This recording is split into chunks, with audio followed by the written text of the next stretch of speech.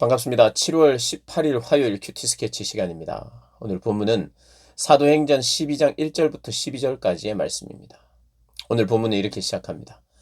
그때 헤로드 왕이 손을 들어 교회 중에서 몇 사람을 해하려 하여 요한의 형제 야고보를 칼로 죽이니 유대인들이 이 일을 기뻐하는 것을 보고 베드로도 잡으려 할세. 때는 무교절 기간이라. 잡음에 옥에 가두어 군인 내식인 네 패에게 맡겨 지키고 6월절 후에 백성 앞에 끌어내고자 하더라. 오늘 본문은 베드로를 감옥에 가두고 처형을 하려고 하는데 천사에 의해서 천사의 도움으로 감옥을 탈출하는 그런 사건입니다. 이 때는 언제냐 하면 이 헤롯 왕이 교회 중에서 몇 사람을 해하려 하여 이미 야고보를 칼로 죽였다고 말합니다. 칼로 죽인 상황이에요. 그런데 이렇게 칼로 죽였더니 야고보 사도를 죽였더니 유대인들이 기뻐했습니다.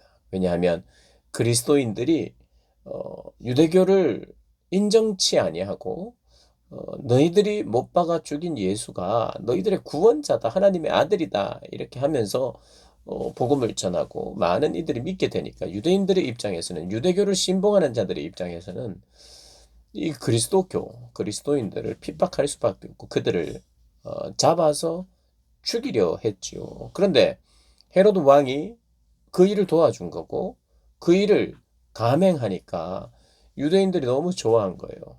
그러자 정치적인 또 인기, 정치적인 인정을 받기 위해서 베드로도 잡습니다. 그래서 베드로도 처형을 하려고 해요. 근데 이제 베드로가 옥에 갇혔는데 당연히 교회가 기도를 하죠. 오늘 5절에 보니까 교회는 그를 위하여 간절히 하나님께 기도하더라. 어떻게 기도했을까요? 분명히 옥에서 구원해 달라고 분명히 기도했을 거예요. 베드로를 위해서 기도한다는 거. 분명히 옥에서 나올 수 있기를 기도했을 것이고, 또 이미 교회가 복음의 말씀 흩어져도 핍박을 당해도 그 어디에서도 예수의 이름을 전하고 예수의 증인이 되었으니 베드로가 감옥에서든 어디서든 그 복음의 증인의 또한 사역을 담대하게 감행하게 해달라고 또 분명히 기도했을 거예요. 구원해달라고도 기도하고 담대히 복음을 전하고 이 일로 말미암아 하나님의 교회가 위축되지 아니하고, 오늘 이제 결과적으로 보면 내일 본문에도 나옵니다만은 하나님의 말씀이 계속해서 흥왕해요. 이 사건 속에서도 위축될 만한 상황 속에서도 하나님이 역사하셔서 계속해서 복음을 전하는 그런 교회가 됩니다. 어쨌든 베드로를 위해서 기도한다고 할 때 베드로의 안위를 위한 기도를 포함하여 이 복음이 왕성하게 여전히 하나님의 복음이 전파되도록 기도했을 것입니다. 그래서 기도를 했는데 6절에 보면 헤롯이 잡아내려고 하는 그 전날 밤에 바로 하루 전에 베드로가 두 군인 틈에서 두 쇠사슬에 매여 누워 자는데, 오늘 이제 4절에 보면 군인 4명씩 4패에게 맡겼다. 그러니까 16명이 한 사람을 감시하고 지켰어요. 그런데 어느 정도로 지켰느냐 하면 감옥에 가뒀을 거 아닙니까? 가뒀는데도 불구하고 두 군인이 베드로를 사이에 놓고 두 군인이 잠을 같이 잡니다. 쇠사슬에 아마 서로 묶었을 것 같아요. 두 쇠사슬에 매여 누워 자는데 군인 틈에서. 어쨌든 군인도 같이 자는 정도로 밀착해서 베드로를 지킵니다.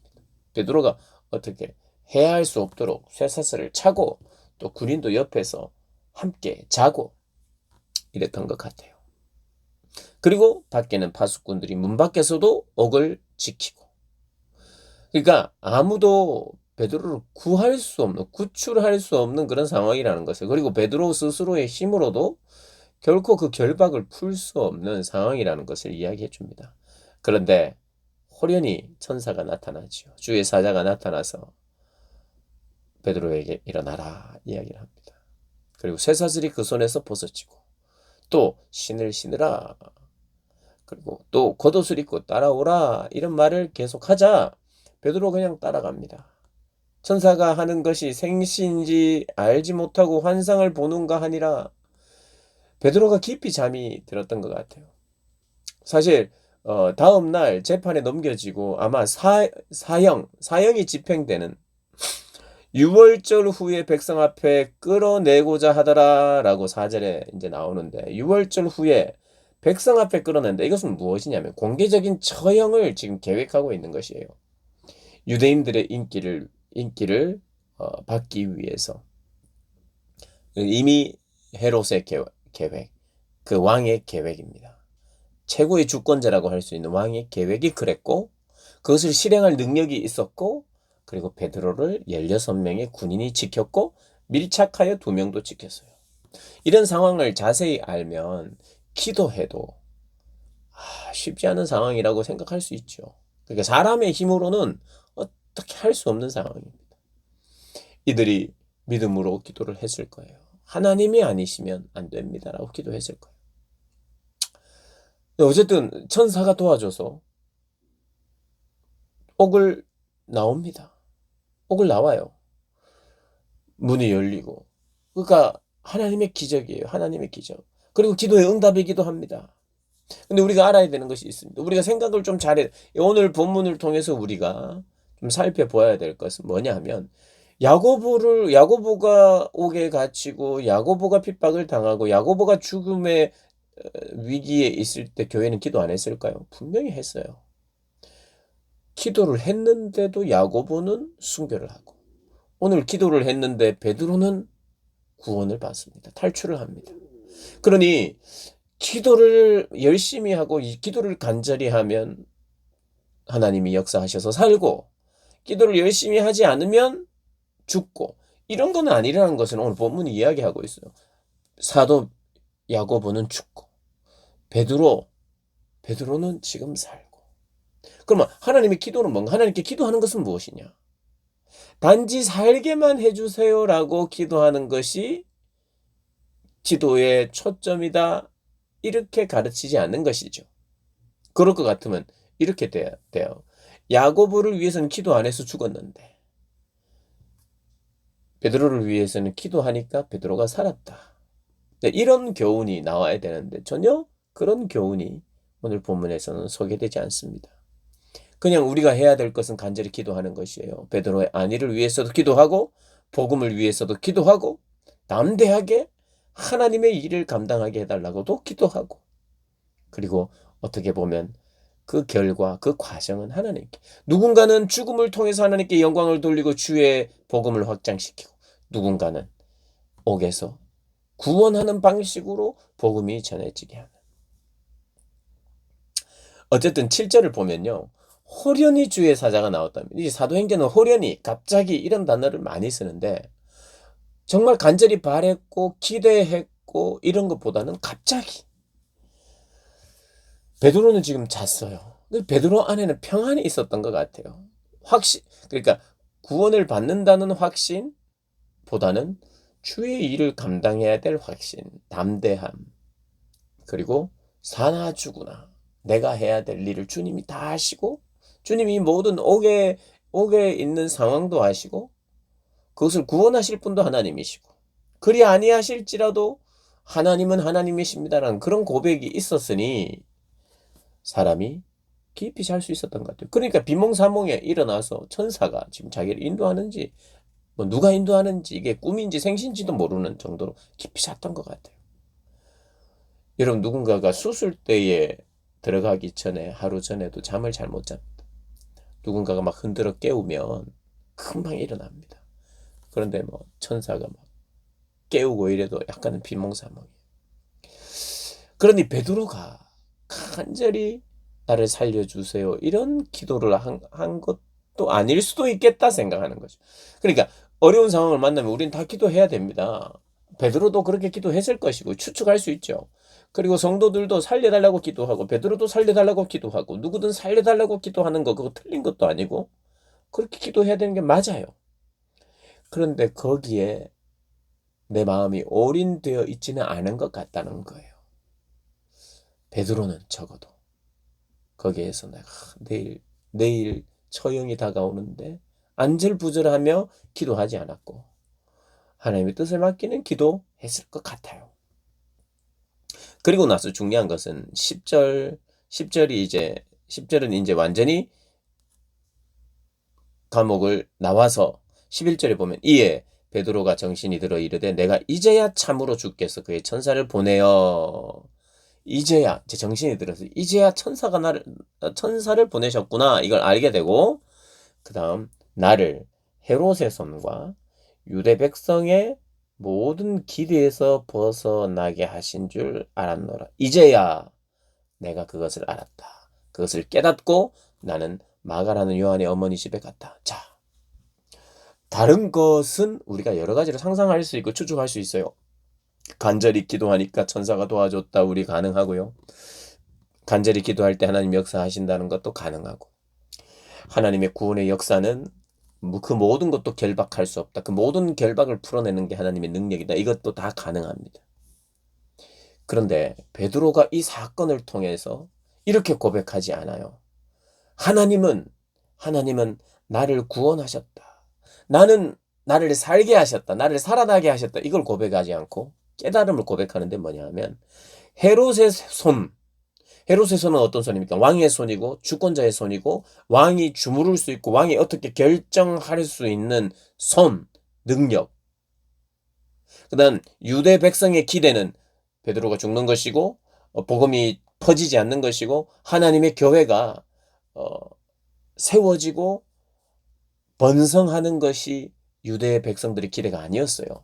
그러니 힘있는 자들의 기도, 주류 세력들의 기대, 그런 기대에서 하나님은 모든 그런 것에서 벗어나게 하시는 분이다. 그러니까 우리의 초점은 내가 감옥에서 죽을 수도 있는데 복음을 전하다 보니 죽을 수도 있는데 하나님께서 복음 전하는 자를 살려주셨다. 예, 초점이 있지 않다고요. 성경이 지금. 베드로에게 관심은 이거예요. 내가 헤롯의 손에 의해서나 유대 백성의 어떤 기대, 그 기대대로 되는 것 같이 흘러가지 않고 하나님의 손이 이것을 막는다. 세상 주관자들과 주권자들의 계획대로 되지 않는다는 것을 깨달았다는 거예요. 다시 한번 베드로가 뭐 처음 알았겠습니까? 그런데 이 사건을 자기가 감옥에서 나오게 되는 이 모든 일련의 사건들을 가지고 자기의 해석과 사도행전의 강조점이 뭐냐? 나는 살았네가 아니라 하나님이 나를 살려주셨다. 복음을 전하니까 내 생명을 보호하셨다. 그게 다 맞는 말이지만 그렇게 말하지 않고 나는 깨달았네. 무엇을? 세상의 주권자 위에 하나님의 주권이 높다. 그걸 깨달았다는 거예요. 하나님의 주권적인 손이 크고 위대하시다. 이걸 지금 고백해요. 그러니 그가 감옥에 갇혀 있을 때 그의 심정, 그의 그 어떤 초점과 그의 삶의 초점과 관심이 나에게 있지 않아요. 참 쉽지는 않습니다. 내가 이렇게 복음을 전했는데 왜 나에게 어려움이 있느냐? 이런 것이 보통 사람들의 생각이고 어떻게 보면 하나님께 그렇게 고백할 수 있는 것이잖아요. 하나님 왜 이렇게 나는 하나님이 일을 하고 있는데 왜 나에게 핍박이 있습니까? 그래서 하나님 기도했더니 하나님께서 위로해 주시고 그래 하면서 하나님 또 회복시켜 주시고 하는데 나 자신에 대한 투정이 있잖아요. 베드로에게 전혀 없었다고 말할 수는 없지만 근데 이 본문을 쭉 읽다 보면 어울리지 않잖아요. 베드로가 감옥에서 나는 왜 이런가? 하나님이 왜 나에게 능력도 주시고 막 그런 거 보여주시기도 했는데 왜 이번에는 이렇게 죽을 날 하루 전은 밤날까지 아무 일이 없는가?